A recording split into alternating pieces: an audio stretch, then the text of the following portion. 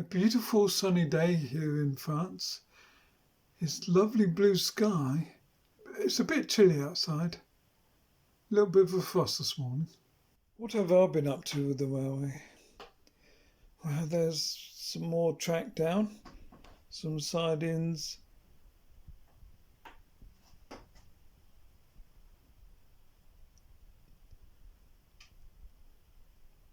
And loots for the fiddle yard. And just some ideas of where to put buildings. They're not set in stone. A friend of mine has asked me to service some of his locos and repair where necessary.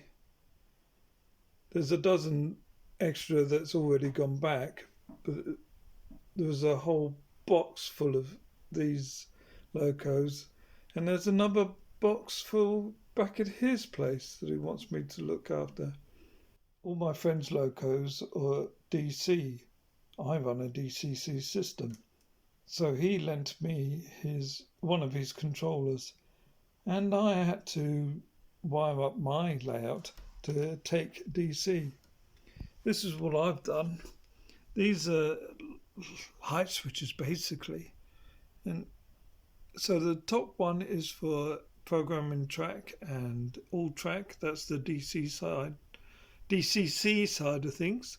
And the bottom switch switches between DCC and DC. What do I accept for payment for doing all this work for him?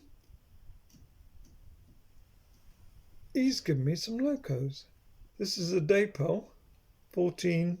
This is my first Daypole. It's got a missing roof, but something can be done about that.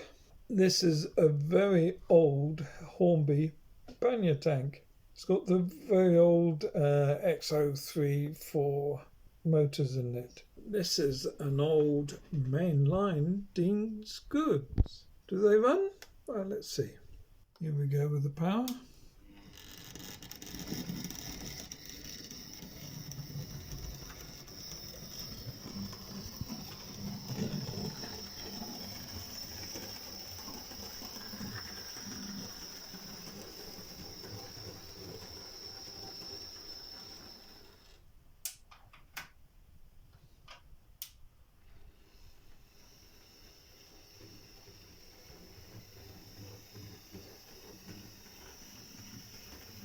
It's a bit lumpy, but its traction tyres are damaged. But it ran. Now for the pannier tank. Lots of noise and not much movement.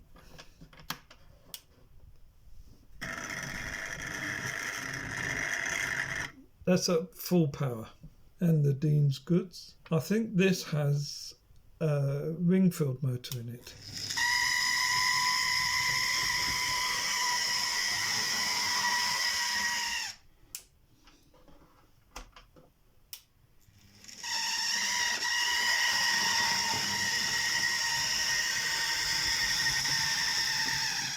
It runs, but makes a lot of noise. It needs a good service, obviously. The same friend took me to Brive, where they had a collector's fair run by the local model club. And one of the things I wanted was a right-hand point. Now, come back here slowly. I don't want to take you down there too fast.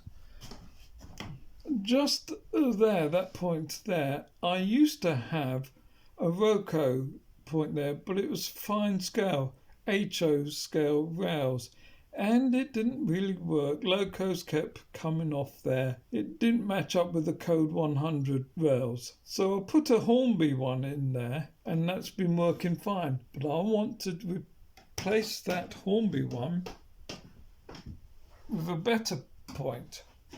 And that's why I swapped the Roco point for this Pico one. It was only going for €10. Added bonus, Electro Frog. That means I've got to wire it in. Another friend of mine he bought this for me.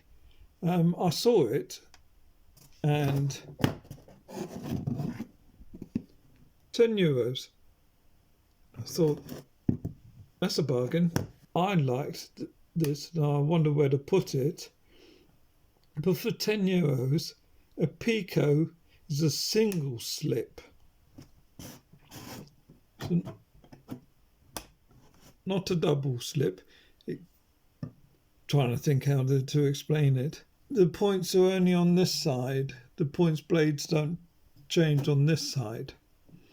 And I was wondering whether I could put it somewhere like here. And that would take out these two long points and I can put them somewhere else where I've got lots of these Hornby points dotted around. So far I've showed you a couple of things that I got from the collector's fair, but I haven't paid any money yet. Then I saw this box.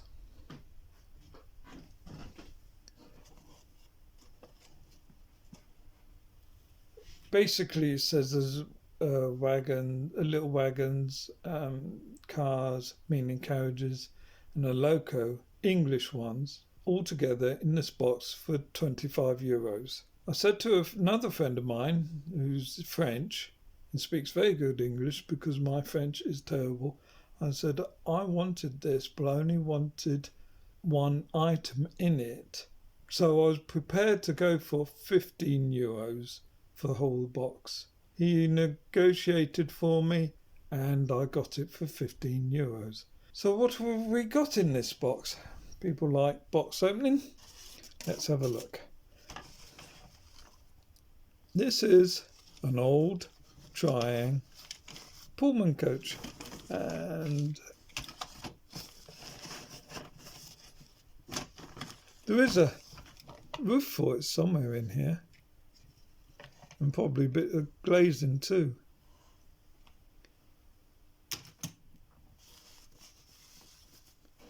I'll take that out because that didn't come in the box.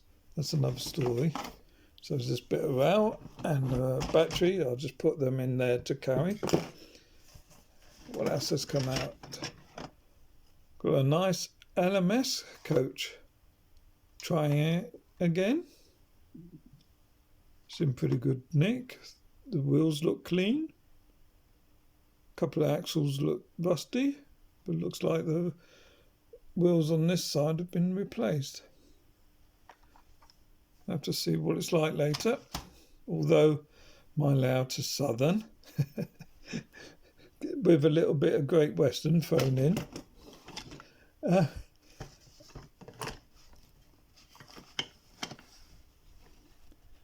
Princess Elizabeth. Now this is an old loco. I think it's Triang, not sure. Does it run? I don't know. There's the tender. I have to look online to see a bit more of the history. It was probably made before I was born in the 50s. I've seen a bit whether it runs. There was a couple of buffers in here, buffer stops that I gave to my friend because I don't need them. There's the roof for the Pullman. Set of steps for something with Triang Toys adverts on them. Looks like some kind of station thing, station steps maybe. But that's the only part of it.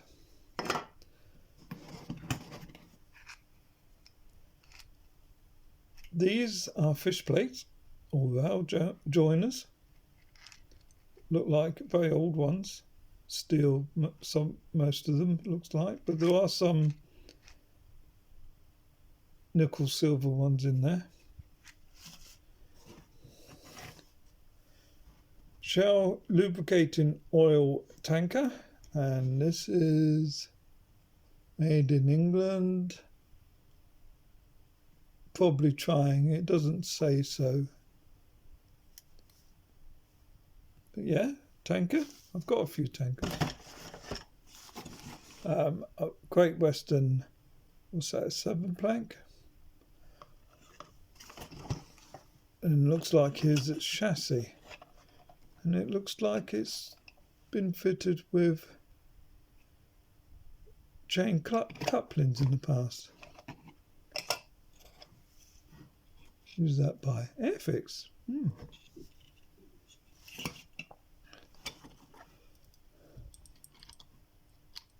This looks like it's been painted like a fish wagon or something. Made in England again.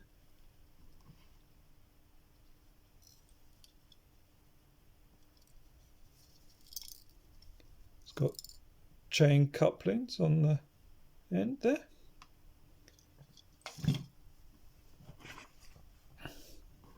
LMS guards van, 20 ton. Wren. Oh, great. So it's must be a later Wren because it's plastic.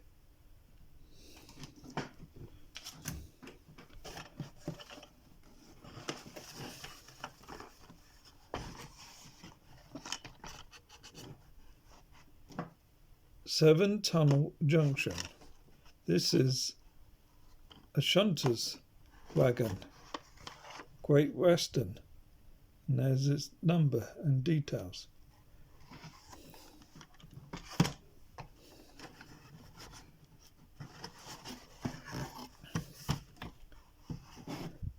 Weetabix wagon.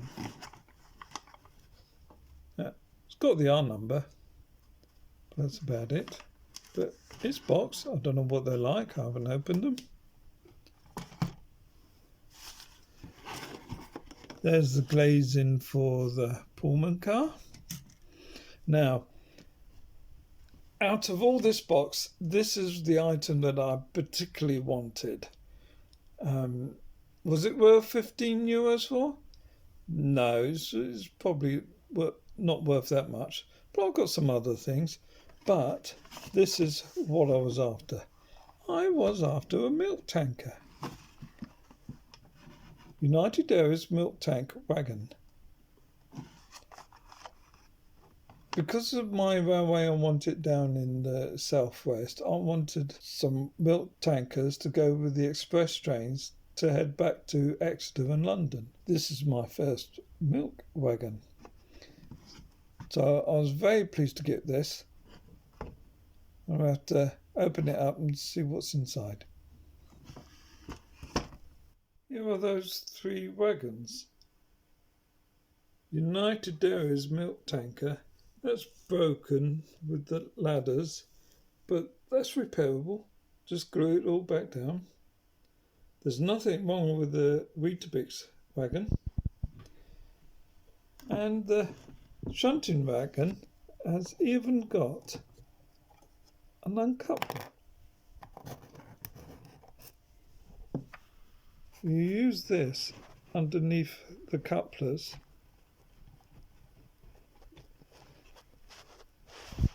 If you can see this, let's try it over here.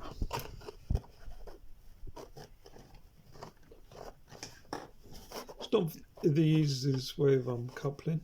So you put it underneath the couplers and they lift up and you can move them apart. Save trying to wiggle it all out and try to get it out that way. I've got another method to uncouple, but off the track. Doesn't want to couple back up now. There we go.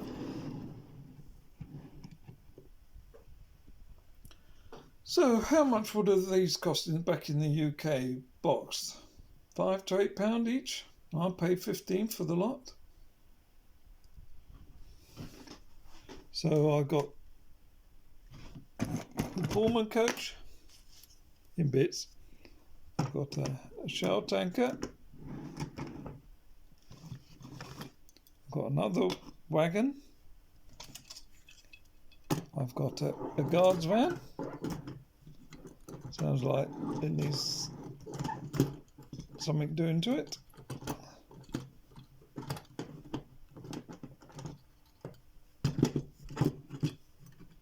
Oh, wheels running okay.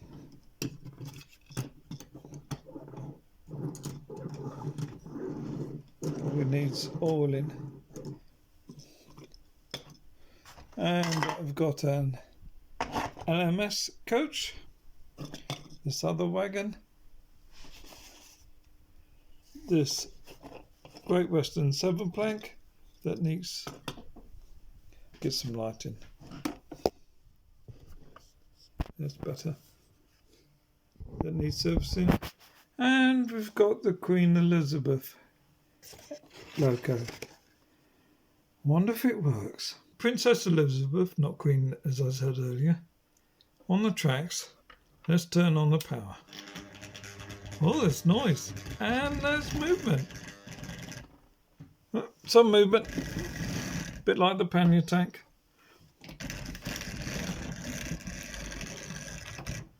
Yeah, it's come off the point now. Because these wheels are a bit chunky. They're for a different track system. But the fact that it moved is brilliant. It means I can do something with it.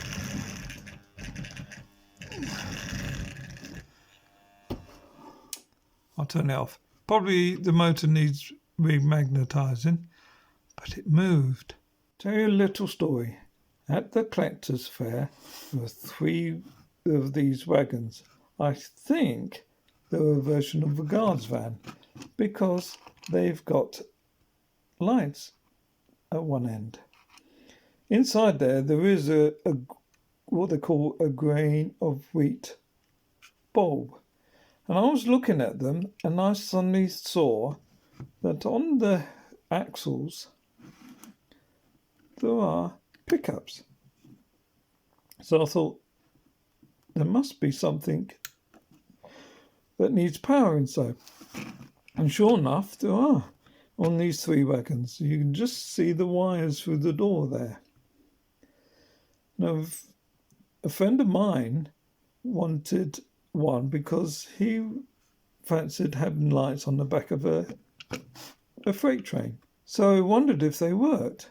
So he asked the seller. He didn't know. I don't think the seller knew that there was bulbs inside this because he was selling 2 of them for €5.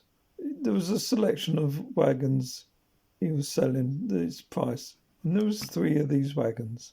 So my friend asked the seller if he could try them on a test track. He said, yeah, fine. And so they went and investigated, and they found 2 of them actually lit up from a DC controller and a DCC controller. This particular one, it didn't lit up. So my friend said, oh, I'll take one. And I thought, no, I'll take 2 because €5 for 2 wagons.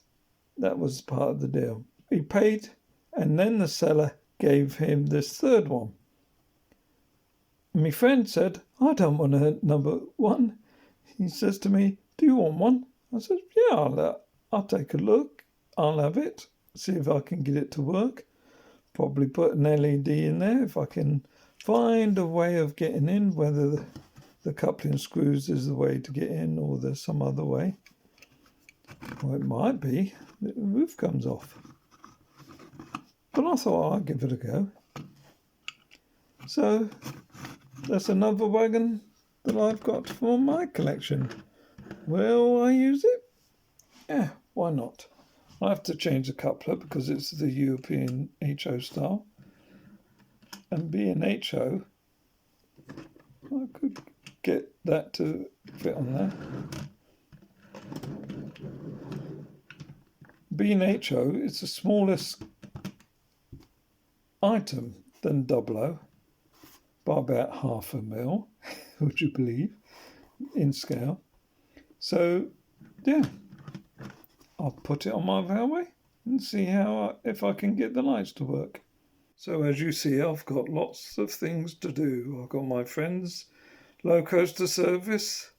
I've got a Princess Elizabeth here to try and get going properly. I've got 3 locos that have been given to get going. I've got that wagon there to repair. These other wagons will probably need the couplings changed. I've got points to switch out on the layout. Plenty of work to do. Well, I'm going to say bye for now. I'll ask you to like and subscribe and leave a comment. I wish you all a Merry Christmas and have a good New Year. God bless you all. Bye.